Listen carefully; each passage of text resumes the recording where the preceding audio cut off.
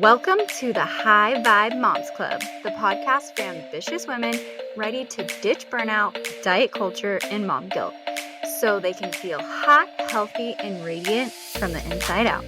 I'm your host, Shannon, and this isn't just another wellness podcast, it's a movement. If you're ready to raise your vibe, reset your health, and step into your most confident self, you're in the right place.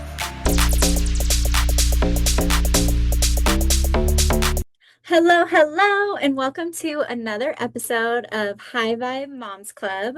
I have Susan here with me today, and I'm so excited for you guys to listen to her journey. And she has so much wisdom to share as a coach and a mentor. So I want to go ahead and get started right away. Yes. So, hi, Susan. Yeah. Thank you so much for having me, Shannon. I am so excited to be here with you. Yay. Okay, so you have stepped into such a powerful role as a transformation coach and into all of this leadership. And so, what drew you to this work? Was there something that, or was this something that you were called to? Or was there a certain experience that happened that brought you to where you're at today? hmm I wouldn't say as a child, I ever thought about anything like this. And it truly was my own pain and suffering that had me recognize there had to be a better way to live. Hmm. And so I very begrudgingly attended something called the Landmark Forum on my then husband's invitation. And this was at a time where our marriage was hanging on by like the frayest thread ever. It was like there was one tiny little fiber remaining. Hmm. Um, and so this journey really began from a place of struggle and suffering and victimhood and Okay. fear and Okay. anxiety and really believing that I was not enough anywhere. Mm. That has got to be so hard. And I know a lot of us struggle with that. I'm not enough. And then once we do start doing something that maybe like a Mhm. passion project, we start to get imposter syndrome, like, who am Yeah. I to do this? Mhm. Um, okay, so based on your current season in life, I could tell that you're so grounded now. Because every single time I see you, you just have this energy and this presence that is magnetic. And so, can you maybe walk us through a season in your life? And you mentioned the Landmark Forum. Yeah. What was it something, because you said begrudgingly that you went. So, you obviously weren't at that stage of awareness where you're like, something has to change. But after you left that, what what came out of that season? Yeah. Um, I went to the forum to answer one question, and my question was, should I get a divorce? Okay. Okay. Because when you feel like you are not enough, Mhm. you feel like no matter what choice you make is going to be the wrong choice. Mhm. And this had such a huge impact on everybody in my life, on the man I was married to, on our little daughter who was only 3 at the time, on my family, on his family. There were financial implications, there were housing implications, and I was paralyzed to make a choice. And Mhm. so I went wanting somebody to tell me, yes, this is the answer for you, but that's not what I got, because that's not Yeah. what the program is about. Yeah. So how this unfolded was um, a learning of really what was in between my ears, the chatter that was Mhm. consistently talking to me that never had anything good to say.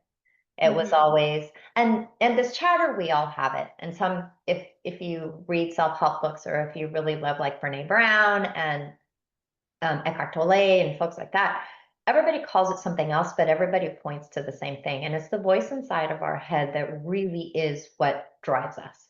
And Mhm. so the first thing there was was to silence that chatter because that never has anything kind or nice to say. Mhm. If you think about the chatter in your head, can you Yes. think about, right? It's usually a voice of comparison. It's Mhm. usually a voice of, I told you you were going to blow that. I Yeah. told you you weren't a part of that group. I told Mhm. you they didn't like you. I told you you weren't going to win. Yes. Why is it such a mean girl? And Not always, but it can be. oh my God. Yeah, most of the time. Most of the time it is. And so the beauty in this, in transformational work, the very first step is identifying that voice and Mhm. learning how to shut it down. Because Okay. those aren't our thoughts. And Mhm. and that's not who we are either. Mhm. That's Mhm. that's just a chatter. It is a what I call the machinery or a conditioning that at one point we needed to keep us safe or to keep us protected. Mhm. And it just replays the same tape over and over and over and over again, thinking that we still need it to protect us. But that was like eons ago. We don't need that. We don't need that kind of protection anymore. So it's Yeah. old, outdated, and never has anything new to say. Yes, I know that's so true. And as a mom with littles, I'm Yeah. always so aware of what I am telling them because, especially from infancy up to 7, they just absorb and believe everything that they hear. And so we don't want, at least with like my kids, it's kind of like that balance of always believing them to so they never have that fear of like, I'm not good enough, you know? Yeah. And it's a struggle because I see people being like, "Oh, you shouldn't try that. That may be scary." And I'm like, "No, you got this. Try it. You can do anything." And it's Yes. just fine getting that fine line of really instilling those beliefs in them. And even, I mean, there's stuff with money where it's like that balance, like, it's okay, we can afford that versus being like, that's too expensive, because then they're going to believe everything's too expensive. So, again, going on a tangent, but yes, from so early on, Right. we, Exactly. yes. The the story started for me when I was 3 years old. Imagine that. Like, I think about it. How in God's name could I remember, could I formulate that story at 3? And it Hmm. all started when my mom took me to a ballet class after preschool. Hmm. And now at 3, I only spoke Spanish. I didn't speak English. And so it was here in San Diego, and so my mom always stayed with me so she could translate.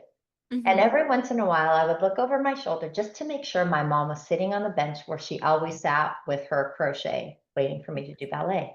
Well, on this particular day, I look over my shoulder and she's gone.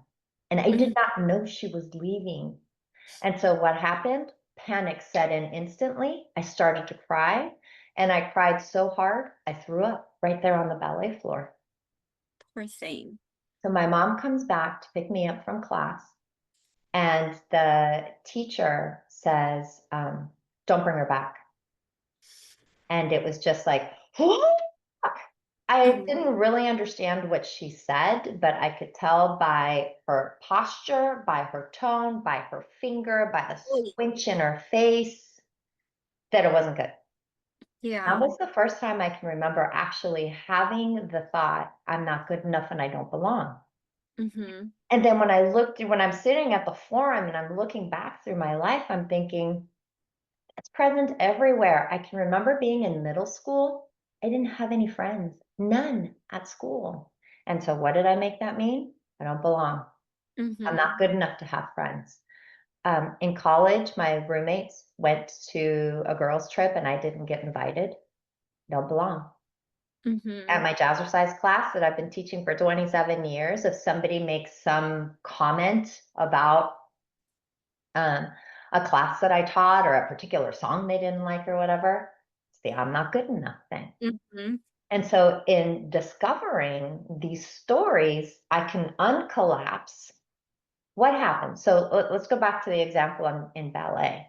Hmm. What happened was my mom left, I cried, I threw up, and the teacher said something. What I made it mean was I'm not good enough and I don't belong. Yes. And so this like collapse between what really happened and what we make it mean happens Yes. instantaneously. And most of the time, we don't even know it because most of us don't know that distinction. As Mm-hmm. soon as you learn it and you practice it, it really becomes a part of who you are, where it's like, ah, yeah, that thing happened. And I can either make it mean this or Mm-hmm. I can make it mean this. And then I can choose powerfully Yes. to just see it as an event that has nothing to do with me. Yes. And it's so true. Our perspective it really is everything because, like you said, these are the facts that actually happened, but then we believed that it meant this, this, and that. It's Yeah, like watching a movie, somebody can come out of it and think that was the best movie they've ever seen, and then the next person's like, that was the worst. yeah, right. So it's just about what it means to us. Right. And even if it's an event, like if you were in that ballet class with me and we were both 3 years old and that same thing had happened to you, your experience of it would have been completely different than my experience of it. Absolutely. Absolutely. And I actually had something similar, Mhm. but not the language barrier. Growing up, I was one of three, the youngest one being a girl. And this shaped me to who I am today. And now I'm just finally starting to unravel it. Was my father is very competitive. And he always wanted to coach my brother's team because they always got first. Mm, And I cried and I begged for him to coach my team, and he never did because he wanted to be on the winners team. He wanted to be with my brother. And again, it started to make me feel like, why not me? Am I not good enough? mhm. And eventually my mom convinced him to coach me, but like you said, I didn't realize that. So right at that moment, it just became, it's me. I'm not good enough. Yeah. And so I started striving for his attention from elementary up Hmm. college. I even I was like, my dad likes math and science. I'm going to be good at math and science. Look at me. Look at me. Look at me. Graduated college in 4 years. Look at me. Got my license. Look at me. Look at me. Like all I ever wanted was my dad's attention to say, look at me. I am good enough. Watch me. And then now I'm like in this career and I'm like, hold on.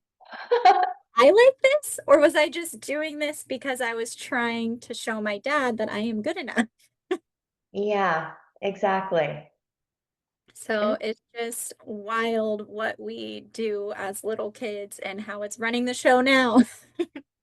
exactly, exactly. It's like, we're driving a car, but instead of holding onto the steering wheel, we're actually holding onto the rearview mirror. Yes, absolutely. And that's how we're driving. That's how we're steering is through the rearview mirror. Yes. Yes. Okay, so you were talking about how we have something that actually happens and we make it mean something else.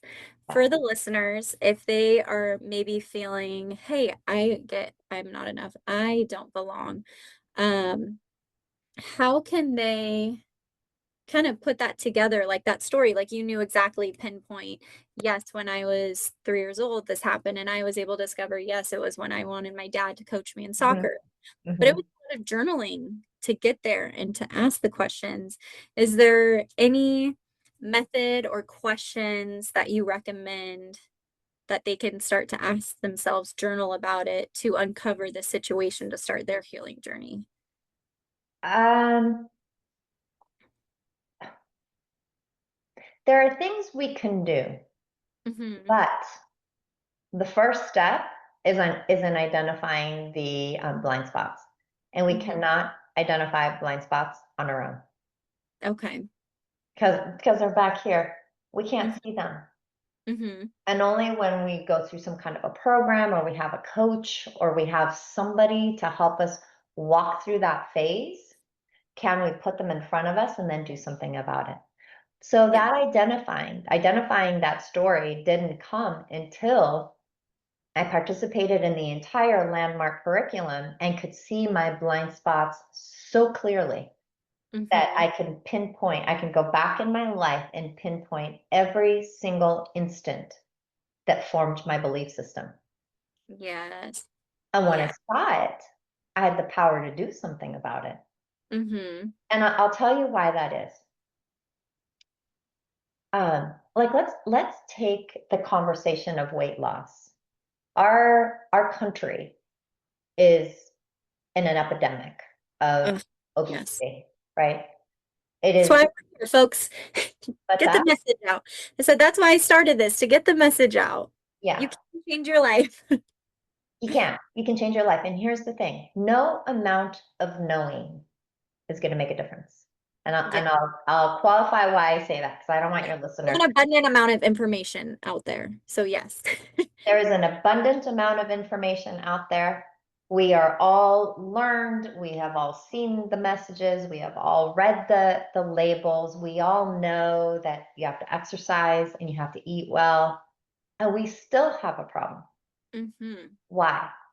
Because transformation like that does not happen in the world of knowledge. It happens in the world of being. Yes. Identity of who you are. Yeah. Exactly.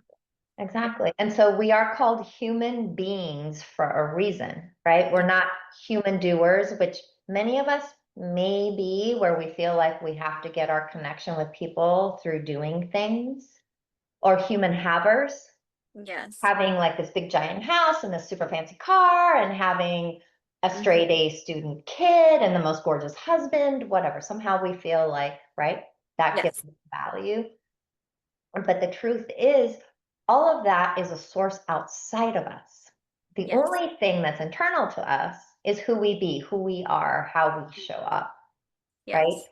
And Absolutely. so when we talk about like the weight loss epidemic or anything, any part of your life that you want to transform, it starts with you.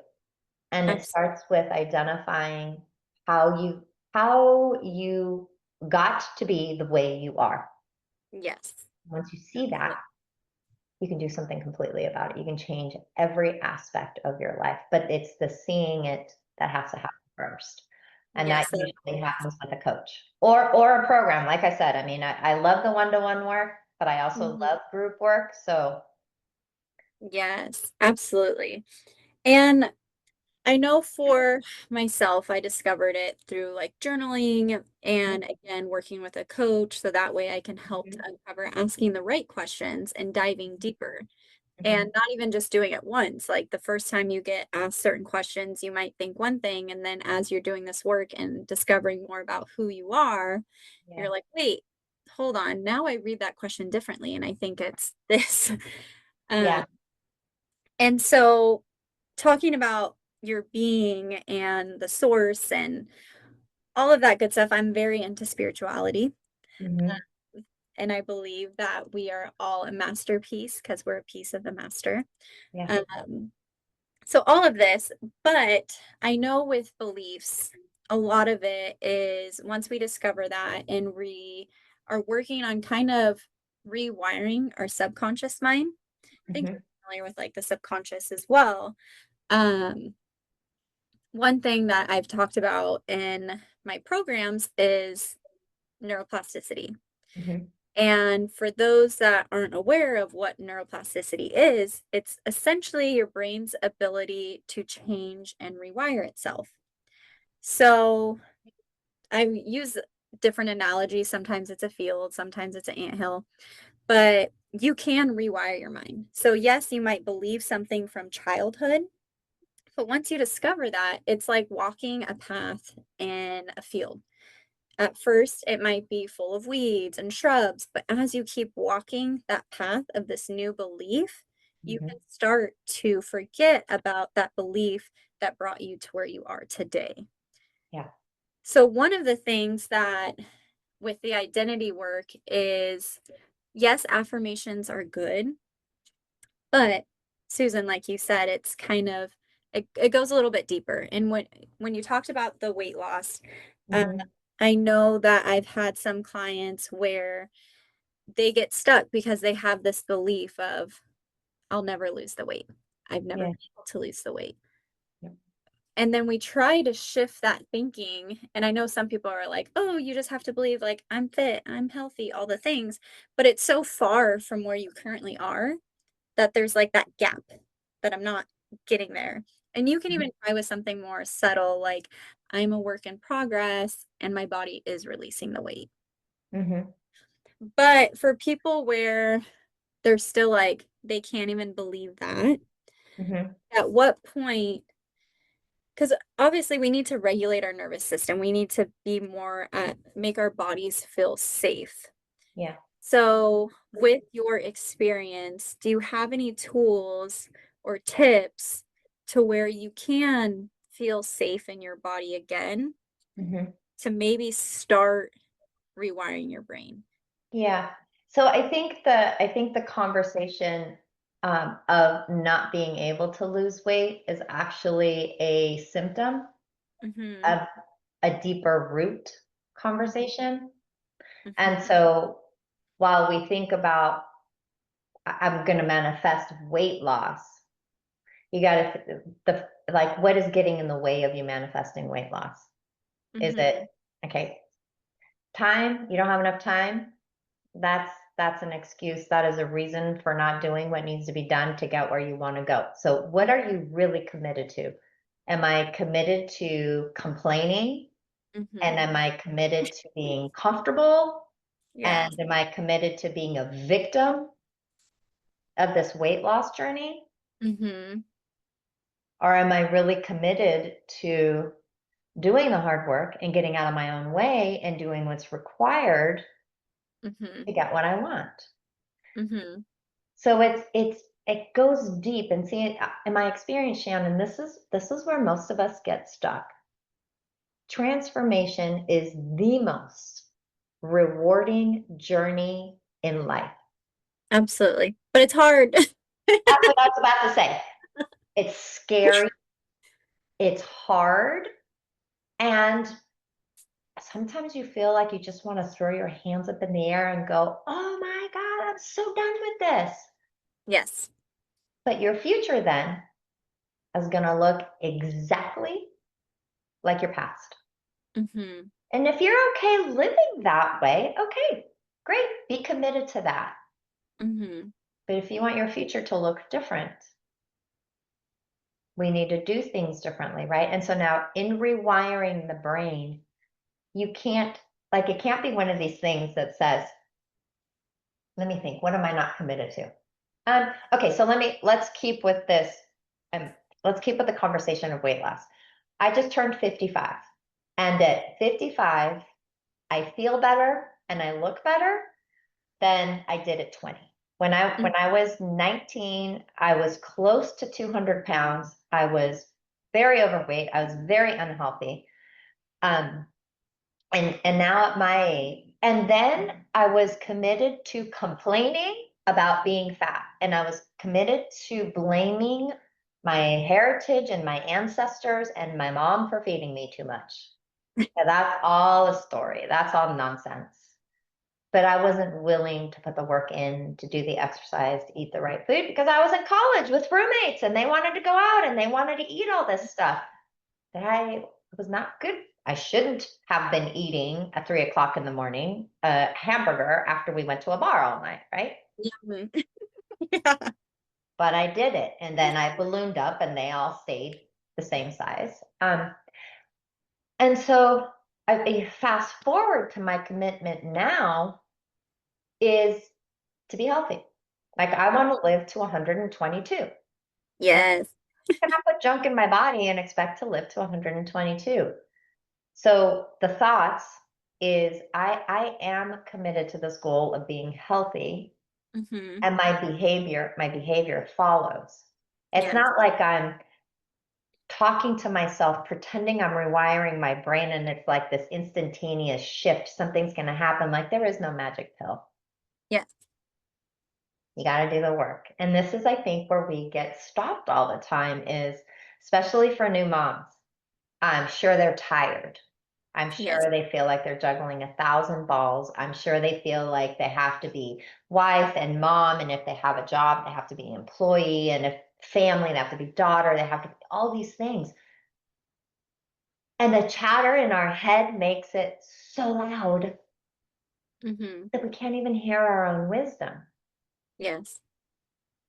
right? So Yes. the rewiring of the brain, doesn't work when all of that is happening. Mm-hmm. We got to get clear first. We have to get like, just like we clean our house, we have to clean our brain and we have to clean our emotions. Mm-hmm. And then when you feel like your feet are firmly planted underneath you and you have awareness of that chatter and you have awareness of what you're committed to, this is when affirmations come into play. This Mm-hmm. is when like to-do lists come into play. And this is when we know how to ask for help. And this is when we can pray and you wake up the next morning and you feel like it's a new day, but you're not Yeah. carrying the burden from the past into every day. Yes. And so I'm actually curious, Susan, do you meditate? I do. Me too. Okay, yeah, because I'm say a lot of people who do have this awareness, meditation is part of their regular routine. Mhm. And I know at first when I started meditating, it was about 2 years ago, and my brain is like, la, la, la, la, la. I couldn't turn it off. So I'm like, that's it. I'm a bad meditator. And then I had somebody give me this analogy, and it finally helped me almost be able to quiet my brain. It is instead of judging my thoughts, is just noticing them. And it's kind of like the ocean. The waves are always coming and going. They're never going to stop. Goes with the moon, like they're always going and going and going. But if you are able to just recognize that and go a little bit deeper to the ocean, that's where it's quiet. That's where Yeah. it's serene. That's where you can listen to self and source and quiet all the noise. But it does take practice of Mhm. just going, okay, yeah, I know laundry. I'm gonna Mhm. with you later. And there's times where I literally have a journal and I'll Mhm. just write down all these random thoughts and then be like, okay, now I can just be quiet. And I like a guided meditation. Yes. If it is just music, I'm not gonna lie, as a mom, I fall asleep. Yeah. I've literally just like sat and fell asleep and then woke up and I was like, did I meditate or did I take a nap? Mhm. Mhm. So, are there any resources or anything that you enjoy for meditations? Do you have a favorite person? Maybe if you do the guided that you listen to? Like you, I prefer the guided meditation. I'm like a well, when I meditate silently by myself, it's about 2 minutes. Mhm. That's about it, what I can feel comfortable doing. When it's a guided meditation, I could be guided for an hour. And that Yes. I don't usually go for an hour, but I can do 20 minutes. That's about what I like to do, 20 Mhm. minutes. What my ritual in the morning, the very first thing I do is I actually create myself in the morning. And Yes. what that sounds like is it's six prompts, six prompts. What is there to complete from yesterday? And that could be like something on my to-do list that I didn't get done. That could Mhm. be a conversation that I didn't do. That could also be, let's say that I felt annoyed at somebody yesterday and I woke up in the morning and I still have those annoying feelings lingering around. That could be that too. Mhm. Who am I creating myself as? And depending on what I have in front of me for that day, that could be it could be a powerful listener. It could Mhm. be a pillar of joy and strength. It Mhm. could be a efficient leader. It could be anything, whatever I feel like I'm going to create for myself in that day. That is who I'm going to be. Yes. So powerful to start your day like that because I know for myself with three littles and a puppy, if I don't take that time Yeah. and I start my day in chaos, the day starts to overrun me. Hmm. Those mornings where I even have 5, 10 minutes to just sit and listen to my meditation. When the kids come downstairs, I'm just in a more relaxed place than Yes. waking up with them. And I'm like, okay, you're hungry. What do you need? Somebody wet the bed. What's going on? Yeah. It's just, it's a great way to start the day with that intention. Right. Exactly. Exactly. And throughout the day, when you're feeling like all this like chaos is bubbling up, I always put it on my phone. I can grab my phone and just look at it and say, oh, yeah, that's right. I have invented myself to be the space of peace and calm today, peace and calm. And then I step right back into it because I'm human just like everybody else is human. And I get snagged just like everybody else gets snagged. But I Mhm. can also bring my commitment back and I can step back into that intention that I had for my day. Yes. Yes. Something I think that's really important too in your morning ritual is what are you letting go of? And this Mm. would be like in this place of I'm letting go of fear today, or I'm letting go of victimhood today, or I'm letting go of suffering today, whatever it is Oh, that's that's good. like, yeah, the thing that is getting in the way of you being taking up space and being fully expressed as who you want to be. Mhm. Mhm. Continue letting go of that. And that I'm letting go of victim. I put that on my morning ritual more times than I care to admit to. Mhm. Because sometimes, like you said, it's hard and sometimes I feel victim to circumstance. Yes. But I know that I am a force of nature and my Mm. intention is to be in absolute ease no matter the circumstance. Yes. Yes. I had a train of thought, but I was so into what you were saying that it totally just went. I'm getting better. That's one thing that I used to do often is I would interrupt because I'm so excited about the story and I don't want to forget. Yeah, I'm like, nope, just let the person finish. I'm yeah. fully present. And then, yeah, there goes that thought. Write it down. When you have the thought, write it down. Yeah, I need to do that because I was like, that's so, I love it. Okay. Um, if we were going back to, I know we went on a tangent and I absolutely love it. I love this conversation. I know it's going to help a lot of women in dealing with whether it's the victimhood or how they can address all the things, all the chatter that's going on in their head. Oh, and just remind me, what I am working on is complaining less. Okay. I try to always stay optimistic and positive, but then when something negative happens, instead of accepting, like, oh, that was unfortunate, let it go. I'll call my mom and be like, Mom, guess what just happened? And then she goes on it, and then it's this negative energy that just like lives in my brain. And I'm like, and it doesn't feel good after. I'm like, why did I complain about that? I should have. Yeah. I mean, it's good to vent, but I'm like, I could have just used that energy into something else. So that's what I'm working on is Yes. whether I'm tired, the baby woke up, somebody had a bad dream, wet the bed, instead of complaining about it, just being like, yep, that happened. But that's okay. Let's move on from here. Exactly. Exactly. Because I'll tell you that freedom, like really feeling freedom, complete unleashing of anything or anyone really comes from being able to be at ease no matter Hmm. the circumstance that you're in. Yes. I'm Yes. not saying that's easy. It is No. not easy and it has taken a lot of practice and I still practice it every day, but I wake up every morning and I think about being powerfully effective and efficient in the areas that matter to me and Hmm. being completely at ease no matter the circumstance.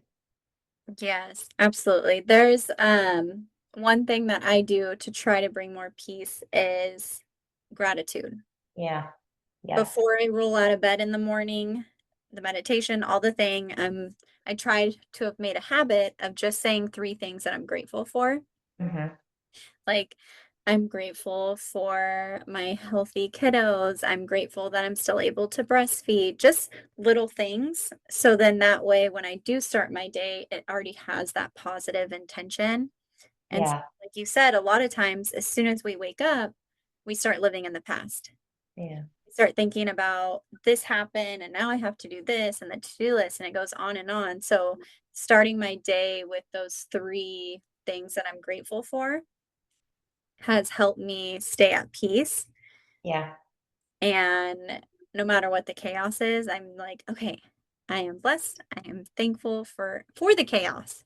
Because one day Yeah. I have an empty house and I'll probably be sad. Yeah. Oh my gosh, tell Let's me talk about about that. that a little bit, Susan, because how is that going for you? Um, okay. Yeah. It is, let me say, before I say that, let me say one thing about gratitude, because I'm thinking about when I was your age and I had a little girl and I had this job that was very demanding and I was going through a horrific divorce, where I was basically fighting for my child's life. Um, and I prayed every night and I'd wake up in the morning and I would try to find things to be grateful for, and I just couldn't see it because Mm, everything in front of me felt like such a struggle. And then when mhm, I couldn't see it, then I felt like a horrible person. And then I felt like God was going to punish me. And then I felt like this horrible thing was just going to perpetuate. mhm, So what somebody told me one day was, when you feel like you're in such a deep, dark place, all you need to do is be grateful for your legs, for your mhm, arms, and for mhm. the fact that you woke up in the morning. Yes. Yes. And that felt okay. I can be grateful for that. I can do that. I can be grateful that I'm awake and that I Mhm. have arms and legs. And as I transformed that situation and as I grew and as I learned, then the gratitude, of course, became a little bit easier to practice. But when we're feeling in such despair, finding something to be grateful for sometimes is really hard. Yes. Thank you for bringing that up. Yes.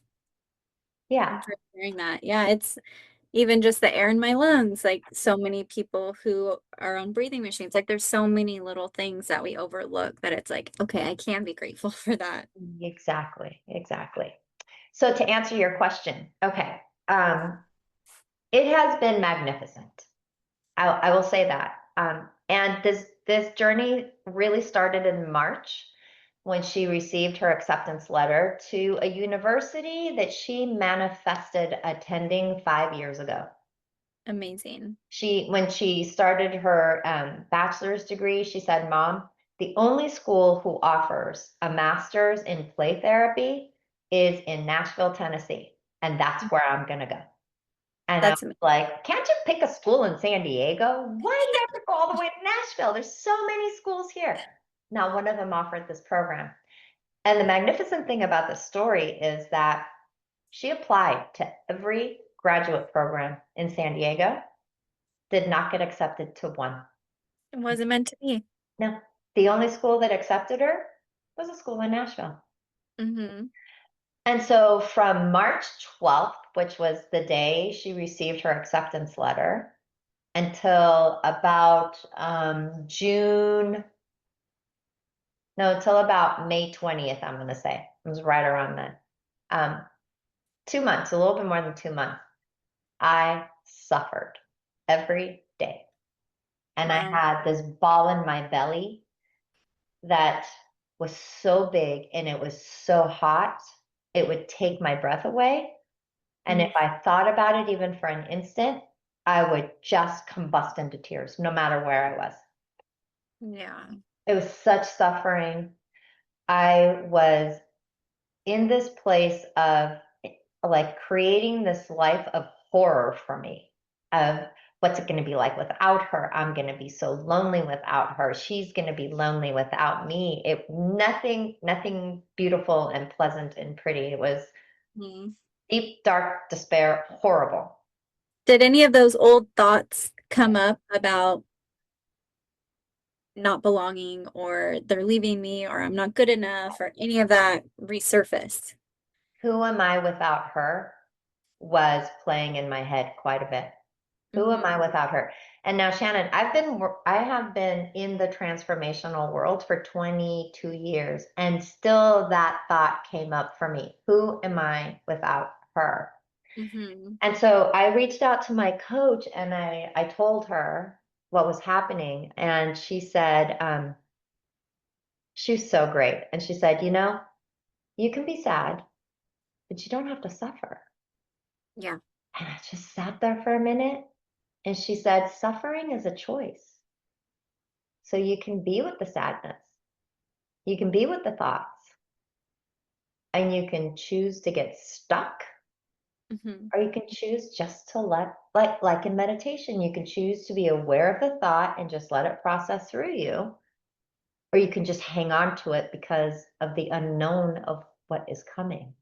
Mhm. And she said, be sad. It's okay. Don't get Yes. stuck there. And I'll tell you, within about 15 minutes of that conversation, that fireball that was in my belly completely dissipated. That's And amazing. I could think about her moving and I would not cry. So on June 14th or June 12th, she and I hopped on a plane to Nashville, and all of her belongings, the moving truck arrived, and she and I for 4 days unpacked together, and we played together, and we had the Yeah. music blasting, and we had the best time. We had the greatest time. And then I stayed, so I was there a total of 12 days. The morning I was leaving, we cried a little bit, and Mhm. I just said, let's just cry. Let's just get it all out. And then Yes. we stopped crying, and I said, only joy from here on out. Only joy. Joy for Mhm. you, joy for me, excitement for you, excitement for me. And I came home and everybody's walking on eggshells around me. I'm like, what's wrong with all you people? And they're like, oh, I'm fine. It's great. And Yes. But you had to process it. Yes. we did. We had to process it, and I really had to discover it for myself. Because had I read it in a book, I would have said, that person's crazy. They don't know how I'm suffering. Yes. They don't know my story. Right. Exactly. And so when I discovered it for myself, I was like, I like this way better. I could be sad and I don't have to suffer. Yes. Yes. When you're talking about the fear, it reminded me of Jim Rohn. I think he says fear is false evidence appearing real. Mhm. And I always have to remind myself of that because every day it's like, especially with everything going on in the world right now, it's like we're the fear can literally engulf you and so Yeah. many people, the depression, the anxiety, all the things. And I have to remind myself, like, is it facts or is this just the false evidence appearing real? And just really deciphering those because it could be from an old story. It's not actually true. Right. Exactly. For new moms too, something that I discovered on my own. Somebody didn't tell me this, but when Gabriela was about 2 months old, um, there was a mom in on the East Coast someplace that drowned her 5 children in a bathtub. Mm, And I was nursing Gabriela at the time that night, and I could not stop crying. It just was, how could anybody do that? So I'm not judging that woman. mhm. But what I did do was I stopped listening to the news Yes. at That's all. one I don't have cable, and people are like, "How do you know what's going on?" I'm like, "I don't." Yeah. Ignorance is bliss sometimes, because then I'll open up social media and then the logarithm shows you what you paid attention to. So I Mhm. will watch something for 5 seconds, and then all of a sudden it's like the vaccinations, like Yeah. whatever it is, just like is all thrown at you, and all of a sudden now it's like you question everything. Yeah. Well, Social tough. things like watching the news, watching horror movies, reading books about like mayhem and Oh, I've cut destruction. all that out. No murder mysteries, none of that. Like, I don't partake in any of it. All of that is like eating a Big Mac every day. That's Mhm. part of the ecosystem of your body. It's not just food and drinks. It's all, Yeah. it's all of that too. Yes. Yes, our brain doesn't know what's actually happening from what we're telling it it's happening. Mhm. So we could think a thought and believe that it's true, even though it's not happening, which is good and bad Yeah. because you can believe that you're on the beach and you have your toes in the sand. And the more that you visualize it, the more that you think you're there and you're happy, but then Yeah. it's the other end where that fear creeps in. Yes, exactly, exactly. And so when you were talking about fear, what you said, fear. Oh. false, you said false evidence as of appearing real or false expectations appearing real. Same, Yeah. same thing. Yeah. As part of the landmark curriculum, one of the things they teach us is that when you can see the relationship that we have to fear and anxiety, a whole new world opens up. It's Yeah. like that when you see how you relate to fear and anxiety. And so part of what we learn there is they say the only thing there really is to fear is if somebody's like standing with a gun at your head. That's Yes. that's fear. Here. Yes. Or you're on a safari and a wild, Mine is you. that's fear. Yes. But this fear in our culture that is, not afraid of failing or afraid of getting the wrong answer or afraid of being picked last for the team or afraid of being ridiculed or whatever. That's what I call man-made fear, in that that arises in language, and it's Hmm. in how we speak to ourselves and how we language to ourselves Hmm. that we Yes. choose to be in fear and anxiety or not. Yes. No, absolutely. And not only about like what you consume in your environment. Susan, I'm gonna have to have you on again because we're just talking again, and I love it. But one last thing, before we ask how our listeners can connect with you. One thing that I keep seeing again and again is you are the sum of the five people that you're around the most. And I know for myself, like for weight loss, if you want to be fit and healthy and Mhm. your mind, body, spirit, you need to hang around, search out those people and get in a room with them. And similar to with your coaching, like you need to get in a room of where you dream to be because maybe you're not there right now, Mhm. but if you're around those people, it's the same thing. If there's five people that are smokers, you're going to be the sixth. If there's five Mhm. people that are heavy drinkers, you're going to be the sixth. But if Mhm. you're around five people who are striving for personal growth, development, you're going to be the sixth that's going to feel that good. Yeah. So I know with your forum, I know there's a lot. So where can our listeners connect with you, work with you, soak in all of your amazing energy and start getting maybe those five people for themselves to be Yeah. around in a room? Yes. Well, I'm happy to share my email address, my cell phone number with you. And that would be the easiest way to get a hold of me. I am on social media, but I don't go out there very often, so that would probably not be the best place to go find me. Okay. We can link an email into the show notes or whatever you're comfortable with.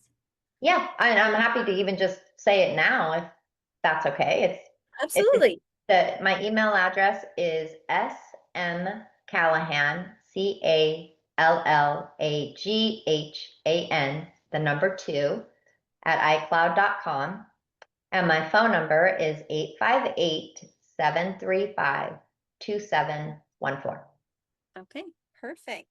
Thank you so much, Susan. And just to kind of close out this amazing conversation that we had today, if there was one thing you could say to that little 3-year-old who mommy walked away for a moment and you had Mhm.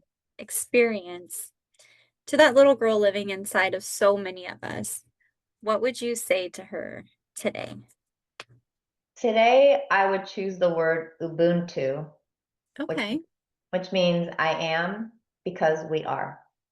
And I am because every version of me was there before me. Okay. I like that's the first time I've heard that. Ubuntu. Okay. Yeah, it's a South African saying that I love, has been in my space for a very long time, and it could at one point in my life it relayed to my tribe of women. But the Hmm. older I get, the more I like that it's like every version of me and every age of me. has helped me Mhm. get to where I am. And so it really is Ubuntu. I am who I am because of all of us. Yes. I absolutely love that. There's so many things that happen in my life where I originally felt like shame or frustration. And then like you said, it's I did the best that I could at that situation, Mhm. growing and accepting because I couldn't be the woman I am today if it wasn't for what happened. Yes. Exactly. Yes, exactly. And then the one other little thing I think I would add to that is that transformation is not a one night stand. It Yes, is a lifelong love affair with yourself. absolutely. I would add that. Awesome. Thank you so much, Susan. I loved having you on the show today. I know a lot of the women are you're gonna be getting your phone blown up and all the emails because you have so much knowledge to share. So thank you so much for coming on today. Thank you for having me. It really has been my privilege to be here with you, Shannon. I appreciate it very much.